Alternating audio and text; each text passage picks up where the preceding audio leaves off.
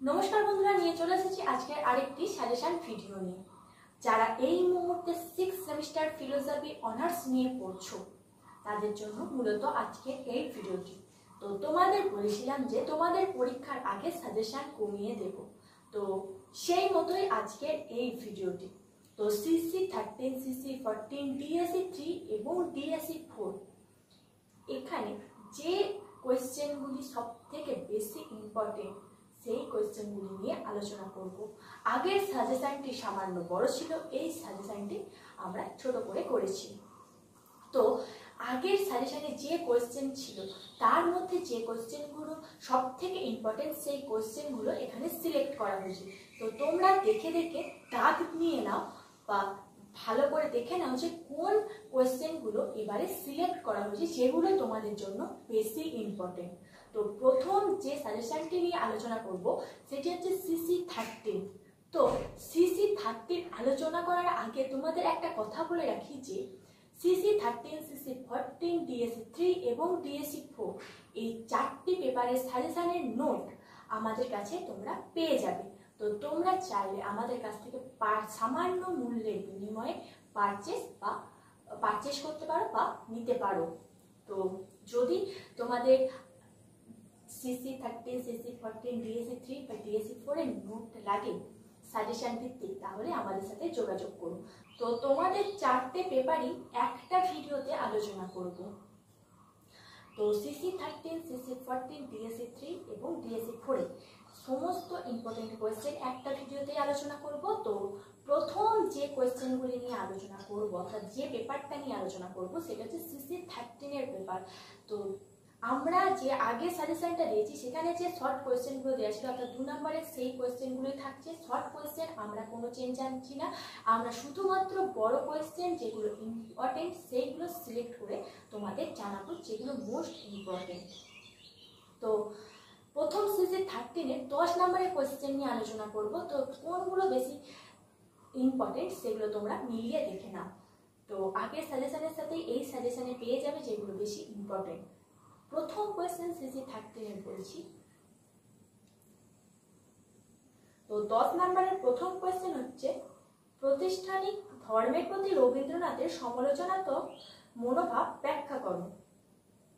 Next, ইকবালের মতে ঈশ্বরের স্বরূপ ব্যাখ্যা করো। নেক্সট, রাধাকৃষ্ণকে অনুসরণ করে মানুষের সসীম দিকগুলি আলোচনা করো। নেক্সট, শ্রী অরবিন্দের মতে পরম সত্তার স্বরূপ আলোচনা করো। তো এই ছিল 10 নম্বরের মোস্ট ইম্পর্টেন্ট কোয়েশ্চেন। এবার সিসি 13 এর 5 নম্বরের যে কোয়েশ্চেনগুলো ইম্পর্টেন্ট সেই কোয়েশ্চেনগুলি নিয়ে আলোচনা করব। 5 নম্বরের প্রথম কোয়েশ্চেন হচ্ছে বিবেকানন্দের মতে ব্যবহারিক বেদান্তের ধারণাটি সংক্ষিপ্ত ব্যাখ্যা দাও। নেক্সট, রবীন্দ্রনাথ আমাদের অসীম সত্তাকে কিভাবে ব্যাখ্যা করেছেন। তারপরে কোয়েশ্চেন গান্ধীর অনুসরণে সত্যাগ্রহ ও নিষ্ক্রিয় প্রতিরোধের মধ্যে পার্থক্য নির্ণয় করো। নেক্সট, বিবেকানন্দের অনুসরণে কর্মযোগের স্বরূপ ব্যাখ্যা করো। নেক্সট, রবীন্দ্রনাথকে অনুসরণ করে মানুষের সসীম স্বরূপের 3টি দিক উল্লেখ করো। নেক্সট কোয়েশ্চেন হচ্ছে রাজ্য কি, বিবেকানন্দ কেন মনে করেন যে এই যোগ দুর্বলের জন্য নয়।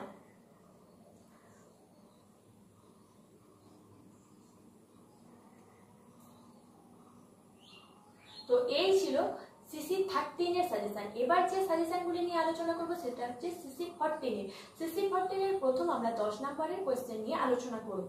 তো 10 নম্বরের প্রথম কোয়েশ্চেন হচ্ছে উইটগেনস্টাইনের ট্র্যাক্টেটাস গ্রন্থে বিখ্যাত অর্থতত্ত্বের সংক্ষিপ্ত পরিচয় দাও। নেক্সট যে কোয়েশ্চেন ইম্পর্টেন্ট, ডাজাইনের গঠনগত অবয়বগুলি হাইডেগারকে কিভাবে ব্যাখ্যা করেছেন।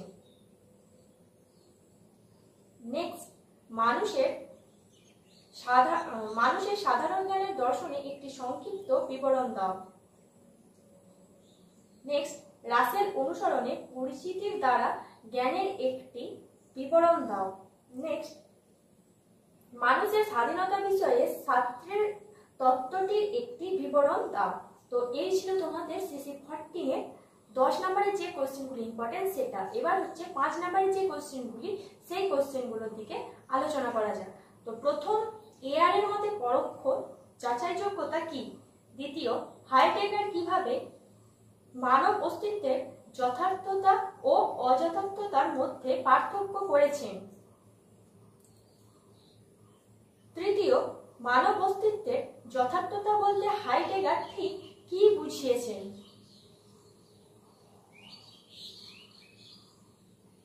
চতুর্থ, অর্থপূর্ণতার বিষয়ে এআর এর ব্যবহারিক যাচাইযোগ্যতা ও নীতিগত যাচাইযোগ্যতার মধ্যে পার্থক্য করো।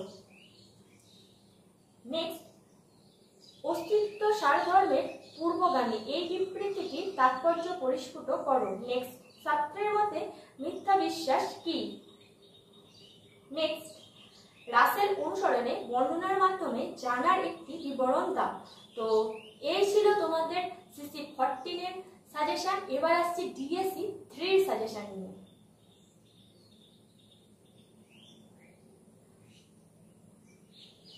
তো ডিএসসি 3 এর প্রথম কোশ্চেন হচ্ছে 10 নম্বরের, ব্যক্তিসত্তা প্রবন্ধের সমস্যা বলতে রবীন্দ্রনাথ কি বুঝিয়েছেন?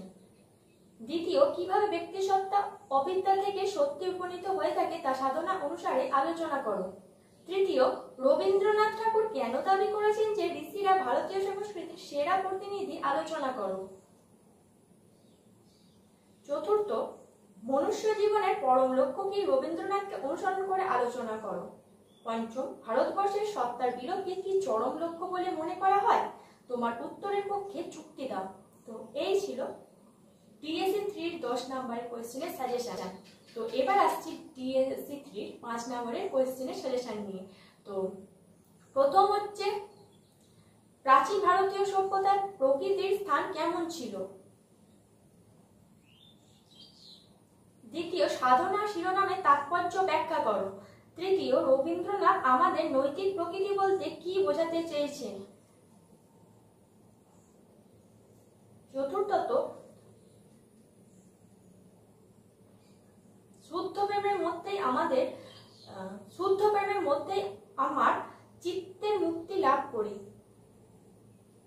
শুদ্ধ প্রেমের মধ্যেই আমরা চিত্তের মুক্তি লাভ করি। রবীন্দ্রনাথ ঠাকুরকে অনুসরণ করে আলোচনা করো।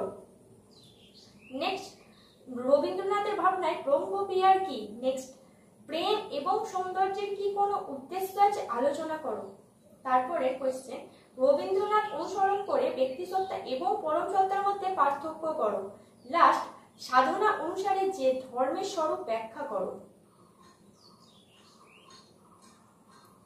লাস্ট কোশ্চেন হচ্ছে সাধনা অনুসারে ধর্মের স্বরূপ ব্যাখ্যা করো। তো এই ছিল ডিএসসি 3 10 নম্বর ও 5 নম্বরের যেগুলো মোস্ট ইম্পর্টেন্ট সেই কোশ্চেনগুলি।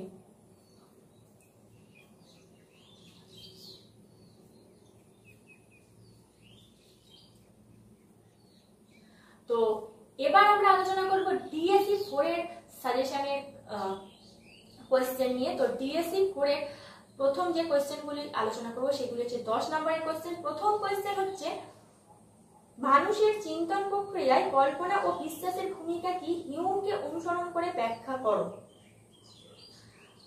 দ্বিতীয় হচ্ছে, হিউম কিভাবে প্রমাণ করেছেন যে আমাদের সমস্ত ধারণা হলো মুদ্রণের অনুলিপি?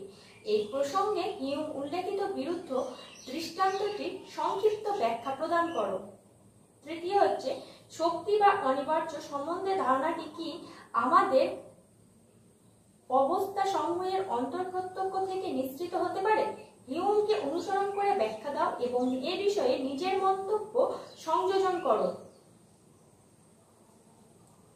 এবং লাস্ট কোশ্চেন হচ্ছে, সরল ও সহজবোধ্য এবং জটিল ও গূঢ়ার্থ দর্শনের মধ্যে হিউম কর্তৃক পার্থক্যের একটি বিবরণ দাও।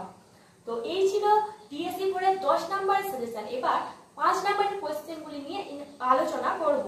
তো 5 নম্বরের প্রথম কোশ্চেন হচ্ছে, হিউমের মতে ধারণার অনুষঙ্গের নীতিগুলি কি কি সংক্ষেপে আলোচনা করো। দ্বিতীয়, হিউমকে অনুসরণে ধারণা সম্বন্ধ বিষয়ক বচন ও বাস্তব ঘটনা সম্পর্কিত বচনের মধ্যে পার্থক্য নির্ণয় করো। 3 নম্বর হচ্ছে, দার্শনিক হতে চাও কিন্তু দর্শন চর্চা করতে গিয়ে মনে রেখো তুমি মানুষ, এই উক্তির নিহিতার্থটি তুলে ধরো। আমার হচ্ছে an enquiry concerning human understanding গ্রন্থে হিউম কারণের যেসব সংজ্ঞা প্রদান করেছেন সেগুলি বিবৃত করো। 5 নাম্বার, ধারণার সম্বন্ধে আমরা কিভাবে জানতে পারি হিউমকে অনুসরণ করে ব্যাখ্যা করো। 6 নাম্বার, হিউমকে অনুসরণ করে যথার্থ ও ভ্রান্ত অধিবিদ্যার মধ্যে পার্থক্য নির্ণয় করো। তো এই ছিল তোমাদের সিসি 13, সিসি 14, ডিএসসি 3 এবং ডিএসসি 4 এর একত্রে সাজেশন। তো এখান থেকে তোমরা মিলিয়ে দেখে নাও কোনগুলো আগের সাজেশনের সাথে আছে। সবগুলো তোমরা আগের সাজেশনে পেয়ে যাবে। তো আগের সাজেশনটি করলে তোমরা 100% কমন পাবে। এই যে শর্ট সাজেশন, এই শর্ট সাজেশন থেকেও তোমরা 85 থেকে 90% কিন্তু কমন পাবে।